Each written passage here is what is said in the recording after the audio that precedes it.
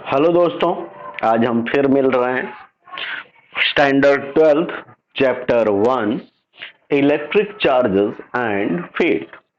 Electric charges and fields. अब देखिए, यहाँ पर आज हम एक बहुत ही इंपॉर्टेंट टॉपिक डिस्कस करने जा रहे हैं दोस्तों, इलेक्ट्रिक फील्ड। तो चलिए हमारा टॉपिक है आज का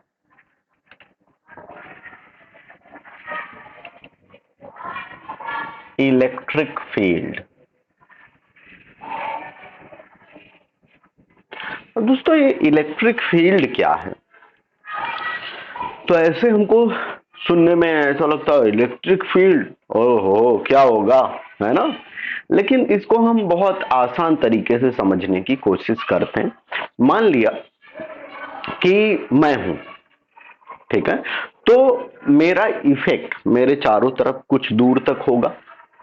फॉर एग्जाम्पल कि मैं क्लास में खड़ा हूं अगर, तो पूरे क्लास में मेरा इफेक्ट होगा, है ना। कोई भी स्टूडेंट को अगर बाहर जाना है या बाहर से अंदर क्लास में आना है तो उसको मुझसे पूछना पड़ेगा। इसी तरह से हर किसी का उसके चारों तरफ इफेक्ट होता है, वो उसके ऑरा पर डिपेंड करता है। जैसे कि अगर हमारे रूपाणी साहब, तो उनका इफेक्ट हमारे पूरे गुजरात में है। अगर हम मोदी साहब की बात करें तो इनका उनका जो इफेक्ट है वो इंडिया में नहीं पूरे वर्ल्ड पर है ना। तो हर किसी का अपने चारों तरफ एक अप टू सर्टेन डिस्टेंस उसका इफेक्ट होता है, ठीक है। तो यहां पर हम इलेक्ट्रिक फील्ड को हम कंसीडर कर सकते हैं कि वो जो इफेक्ट है वही इलेक्ट्रिक फील्ड है, वही फील्ड है उसका। आइए देखते हैं कि हम कैसे इसको समझते हैं। तो हमने मान लिया दोस्तों, हमारे पास यहां पर एक चार्ज है Q, एक चार्ज Q है हमारे पास। तो क्या होगा दोस्तों, इसके चारों तरफ अप टू सर्टेन डिस्टेंस इसका कुछ इफेक्ट रहेगा।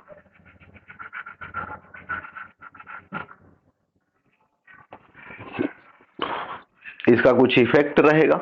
अब ये इफेक्ट हमें कैसे पता चले? तो मेरा इफेक्ट क्लास में है, ये कैसे पता चले? तो ऐसे कि जब कोई स्टूडेंट बाहर जाने के लिए मुझसे पूछे या फिर अंदर आने के लिए मुझसे पूछे तो इफेक्ट, और ना पूछे अपने आप जाए तो कोई मतलब नहीं, है ना।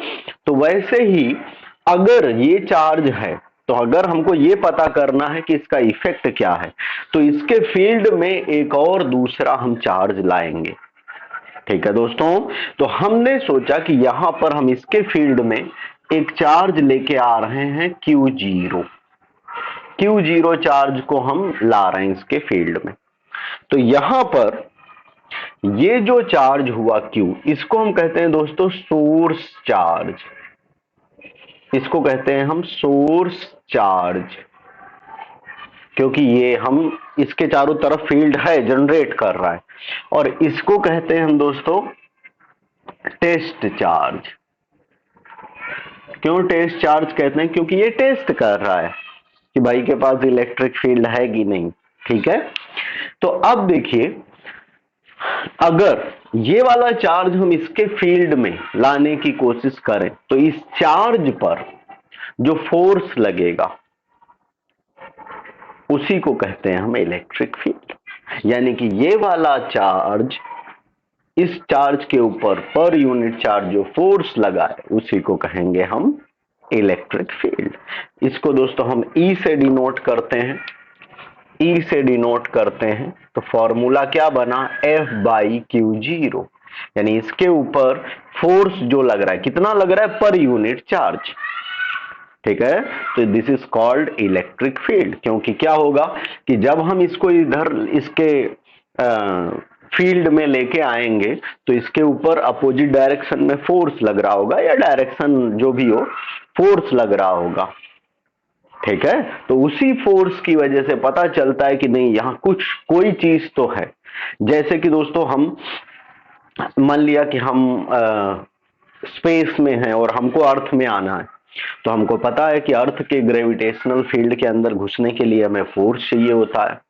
डायरेक्टली हम नहीं एंटर कर सकते, क्योंकि क्या है, हमारी जो अर्थ है उसके पास ग्रेविटेशनल फील्ड है। तो अगर किसी को उसके फील्ड में आना है तो फोर्स लगाना पड़ेगा। वैसे ही कोई ही चार्ज हो तो उसके चारों तरफ उसका कुछ डिस्टेंस तक, वो डिपेंड करता है चार्ज की वैल्यू पर, तो उसकी कुछ डिस्टेंस तक उसका इफेक्ट होता है। तो अगर हमको उस इफेक्ट में आना है तो हमको फोर्स लगाना पड़ता है। वही फोर्स पर यूनिट चार्ज कहलाता है इलेक्ट्रिक फील्ड। दोस्तों ये वेक्टर क्वांटिटी है, इसीलिए हम इसके ऊपर वेक्टर लगा सकते हैं। तो हमारा इलेक्ट्रिक फील्ड क्या हो गया, F बाई क्यू जीरो। अगर हमको डिफाइन करना होता, डेफिनेशन लिखनी होती, तो कैसे लिख सकते थे, force per unit charge, force per unit charge is called electric field. ठीक है दोस्तों। अब देखिए इसकी यूनिट अगर हमें लिखनी हो तो यूनिट क्या बनेगी, तो फोर्स की यूनिट होती है न्यूटन, चार्ज की यूनिट कूलॉम, तो न्यूटन पर कूलॉम। ठीक है दोस्तों। एक और यूनिट होती है इसकी वोल्ट पर मीटर। ये यूनिट हम आगे पढ़ेंगे नेक्स्ट चैप्टर, ये यूनिट कहां से आई। ठीक है दोस्तों। तो ये हमारा था बेसिक इलेक्ट्रिक फील्ड। अब हम इसके बारे में थोड़ी और स्टडी करेंगे, इसके फॉर्मूला के बारे में कुछ डिस्कस करेंगे। ठीक है। अब देखिए यहां पर हमने लिखा E equal to F by q zero. मान लिया हमको फोर्स निकालना होता, इलेक्ट्रिक फोर्स, तो क्या करते, F को सब्जेक्ट बना लेते, तो फॉर्मूला क्या होता, क्यू जीरो ई, क्यू जीरो ई। ठीक है दोस्तों। तो ये हमारा इलेक्ट्रिक फोर्स आ गया, सिंपल सा। ठीक है। अब देखिए हम इसका एक छोटा सा डेरिवेशन करने जा रहे हैं।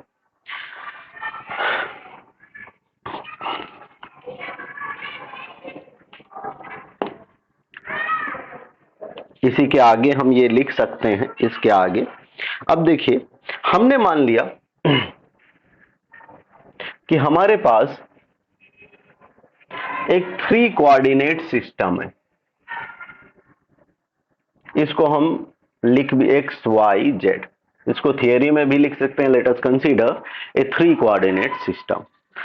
हम ऐसा कंसीडर कर रहे हैं दोस्तों कि इसके ओरिजिन पर, इस 3 कोऑर्डिनेट के ओरिजिन पर हम एक चार्ज रख रहे हैं क्यू, कैपिटल क्यू। ठीक है। अब हमने मान लिया कि यहां से आर डिस्टेंस पर, कितनी डिस्टेंस, आर डिस्टेंस पर एक पॉइंट है पी, जिस पर एक चार्ज रखा है क्यू जीरो, टेस्ट चार्ज। अगर हम इसको लेके आएंगे इसके फील्ड में, कैपिटल क्यू चार्ज के फील्ड में अगर हम लेके आएंगे, या हम कह सकते हैं हम क्यू कि कैपिटल क्यू चार्ज जो है उसके क्या बोलते हैं, उसके एरिया में लेके आएंगे। ठीक है। या उसके पास लाने की कोशिश करेंगे, तो हमें ये देखना है कि उसका इलेक्ट्रिक फील्ड क्या है, इलेक्ट्रिक फील्ड उस पर कितना लग रहा है। तो दोस्तों उसके लिए अब देखिए अगर हमको निकालना हो कि यहां पर इलेक्ट्रिक फील्ड क्या है, तो हमें पता है इलेक्ट्रिक फील्ड का फॉर्मूला, इलेक्ट्रिक फील्ड तो E equal to F by q zero. अगर वेक्टर फॉर्म में रखना है तो वेक्टर फॉर्म में लिख दो, एफ बाई क्यू जीरो। अब ये एफ क्या होगा दोस्तों, तो यहां पर देखिए एफ क्या होता है, the force between two charges. अब यहां पर दो चार्ज कौन से हैं, एक कैपिटल क्यू है और एक क्यू जीरो है, और इनके बीच की डिस्टेंस आर है, तो कौन सा फोर्स लगेगा, कोलम्बियन फोर्स। तो निकाल लेते हैं। नाउ फोर्स, तो एफ क्या हो जाएगा, k q one q two by are square, तो k q q zero by are square. अगर हम इसको वेक्टर फॉर्म में रख रहे हैं तो हमने इधर लगा दिया unit vector p, p point पर है इसलिए आर डिस्टेंस पर यूनिट वेक्टर आर भी लिख सकते हैं हम, हमारी मर्जी जिस तरह से हम लिखना चाहें। ठीक है दोस्तों। तो अब अगर मैं एफ की ये वैल्यू यहां पर डालूं तो क्या बनेगा, E इक्वल टू एफ की वैल्यू लिखते हैं, तो k q q zero by are square unit vector of p, ये तो है ही, इंटू 1/Q0। अब Q0 से Q0 कैंसल हो गया, तो हमारा इलेक्ट्रिक फील्ड का यहां पर फॉर्मूला क्या आया दोस्तों, K Q by are square unit vector of P, K Q by are square unit vector of P. अगर हम यहाँ वेक्टर नहीं लगाएंगे तो इधर यूनिट वेक्टर लिखने की जरूरत नहीं है, यानी इलेक्ट्रिक फील्ड का फॉर्मूला हुआ हमारा के क्यू बाई आर स्क्वायर। हम इसको ऐसे भी लिख सकते हैं, E इक्वल टू, अब देखिए के की वैल्यू जानते हैं हम, 1/4πε0 क्यू बाई आर स्क्वायर, इस तरह से भी हम लिख सकते हैं। ठीक है दोस्तों, तो ये हमारा आया इलेक्ट्रिक फील्ड के, हमने फॉर्मूलाज देख लिए। ठीक है, अब हम देखने वाले, यहां तो था कि कोई एक ही चार्ज था, अब मान लिया बहुत सारे चार्जेस हों और तब हमको इलेक्ट्रिक फील्ड निकालना हो, तो कैसे निकालेंगे। तो दोस्तों इसके लिए हमने एक रूल पढ़ा हुआ है, सुपरपोजिशन प्रिंसिपल। वहां फोर्स के लिए पढ़ा था, यहां हम इलेक्ट्रिक फील्ड के लिए पढ़ेंगे। तो चलिए देखते हैं क्या है।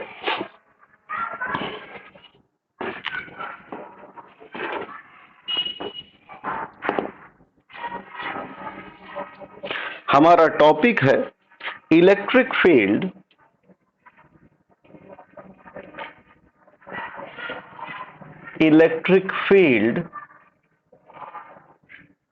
Due to system of charges, electric field due to system of charges.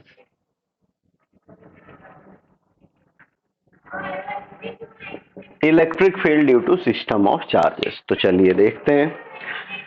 फिर से हमने कंसीडर कर लिया दोस्तों, हमारे पास 3 कोऑर्डिनेट सिस्टम है।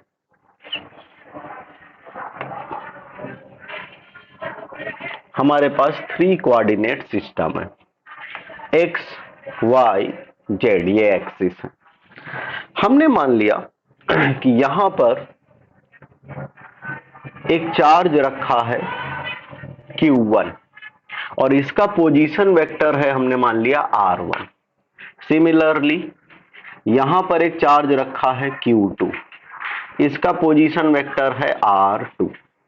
ऐसे ही हमने मान लिया n चार्जेस हैं, यहां पर चार्ज रखा है Q1 और उसका पोजीशन वेक्टर मान लिया हमने Rn है। ठीक है दोस्तों, अब ओरिजिन से R डिस्टेंस पर, ओरिजिन से R डिस्टेंस पर एक पॉइंट है P, जिसके ऊपर हमने मान लिया एक टेस्ट चार्ज रख दिया हमने Q0। यहाँ P पॉइंट पर हमने Q0 टेस्ट चार्ज रख दिया। तो अब हमको ये देखना है कि यहाँ पर इन चार्जेस की वजह से इस पर इलेक्ट्रिक फील्ड क्या लगेगा। तो दोस्तों Q1 की वजह से जो फील्ड होगा वो हो जाएगा P पॉइंट पर Q1 की वजह से E P1, ठीक है। Q2 की वजह से जो होगा वो हमने मान लिया हो जाएगा E P2, N, अब इसको थोड़ा और आगे बढ़ा लेते हैं, nth वाले चार्ज को, Qn को हम यहां ले आते हैं, बनाने में अच्छा लगेगा Qn। ये पोजीशन वेक्टर को भी हम ऐसे लिख देते हैं। अब देखो nth वाले चार्ज की वजह से जो होगा वो हमने मान लिया यहां पर लगेगा EPn। ठीक है दोस्तों, तो ये सारे चार्जेस की वजह से आ गया। अब इनके बीच की रिलेटिव डिस्टेंस क्या होगी, तो R डिस्टेंस पर पॉइंट P है और ये R1 है, तो ये हो जाएगा RP1, ये हो जाएगा हमने मान लिया RP2 और ये हो जाएगी रिलेटिव डिस्टेंस RPn। ठीक है, अब हम इन सभी की वजह से इलेक्ट्रिक फील्ड निकालेंगे, फिर टोटल इलेक्ट्रिक फील्ड निकालेंगे। यहां हम चाहें तो लिख सकते हैं, एक सेंटेंस लिख सकते हैं कि let us consider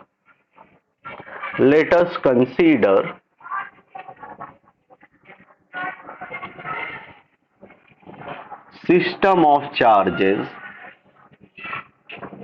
let us consider system of charges q1 q2 up to qn having position vectors r1 r2 up to rn। ठीक है दोस्तों, फिर थोड़ा सा और इलेबोरेट करते हैं। Here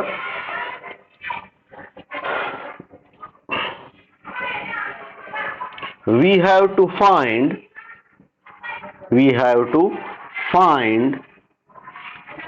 electric field। Here we have to find electric field at point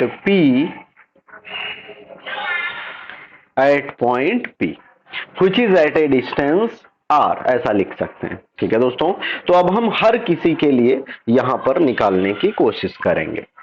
चलिए देखते हैं। तो एक एक को हम निकालते हैं, एक एक के लिए यूज करते हैं। तो पहले Q1 वाला इस पॉइंट पर कितना लगा रहा है तो देख लेते हैं। नाउ इलेक्ट्रिक फील्ड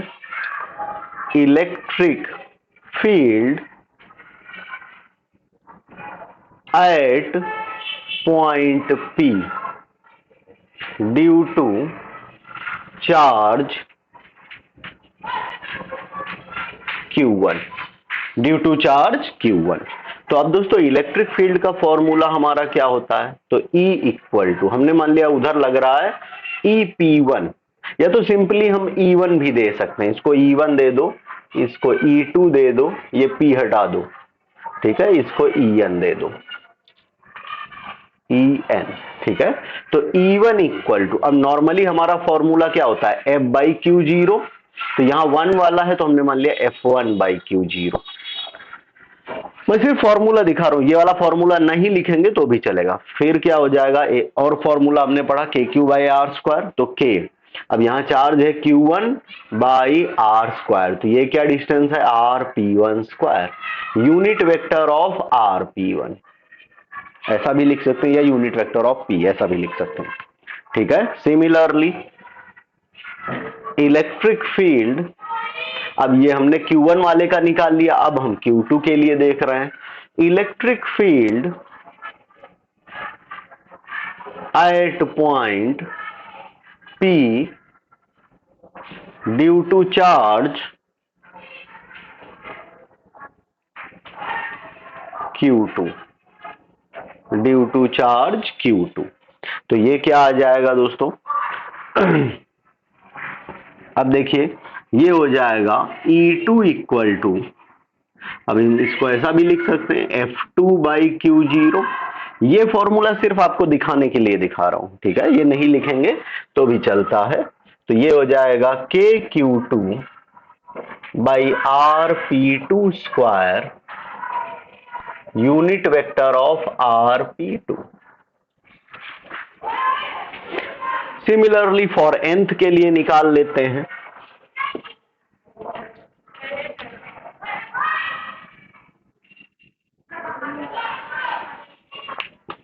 ना इधर ही आ जाता हूं। Now electric field at point P due to charge QN charge के लिए, तो ये हो जाएगा En इक्वल टू, फिर से इसको हम उसी फॉर्म में लिख सकते हैं। तो ये हो जाएगा Fn by Q0, force Fn लगेगा nth वाले पर, equal to K QN by RPN square, unit vector of RPN। तो ये n चार्जेस पे हमने इलेक्ट्रिक फील्ड निकाल लिए। अब दोस्तों अगर हमको रिजल्टेंट इलेक्ट्रिक फील्ड निकालना होता तो नाउ रिजल्टेंट इलेक्ट्रिक फील्ड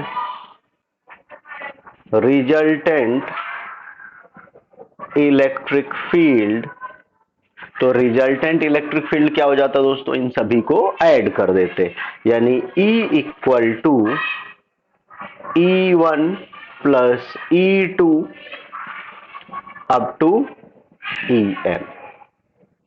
ठीक है, इस तरह से हम कर सकते थे। तो इनकी वैल्यू लिख लेते हैं। E1 की वैल्यू है दोस्तों KQ1 by RP1 square unit vector of RP1 plus KQ2 by RP2 square unit vector of RP2 up to KQN by RPN square unit vector of RPN। ठीक है दोस्तों, तो इस तरह से हम ये लिख सकते थे E इक्वल टू दिस। अब देखिए, अगर हमको मान लीजिए इसको ऐसे नहीं लिखना होता, अगर हमको इसको ऐसे नहीं लिखना होता, सिग्मा में करके लिखना होता, तो हमने सीखा हुआ है कि ये कैसे लिख सकते हैं। E इक्वल टू, हम इसको ऐसा भी लिख सकते थे, सिग्मा ऑफ। अब देखिए, फर्स्ट तो हम PP ले रहे हैं, तो सेकेंड हम मान लेते हैं from J equal to 1 to N। तो क्या हो जाएगा, KQJ by RPJ square unit vector of RPJ। ठीक है दोस्तों, तो इस तरह से ये हम लिख सकते थे। तो ये हमारा आ गया electric field due to system of charges, quite similar to resultant force, वो सुपरपोजिशन प्रिंसिपल, वहां हमने रिजल्टेंट फोर्स निकाला था। ठीक है दोस्तों, अब इसकी कुछ बेसिक बातें जो हमारा ये इसके इलेक्ट्रिक फील्ड लाइंस के बारे में। इलेक्ट्रिक फील्ड लाइंस दोस्तों हमेशा पॉजिटिव से नेगेटिव की तरफ जाती हैं, यानी इसका जो मूवमेंट है वो होगा पॉजिटिव से नेगेटिव की तरफ, मतलब पॉजिटिव चार्ज से अवे जाती हैं। किधर जाएंगी दोस्तों, पॉजिटिव चार्ज से अवे जाएंगी। इसका हम थोड़ा सा वेक्टर रिप्रेजेंटेशन वगैरह देखते हैं। चलिए,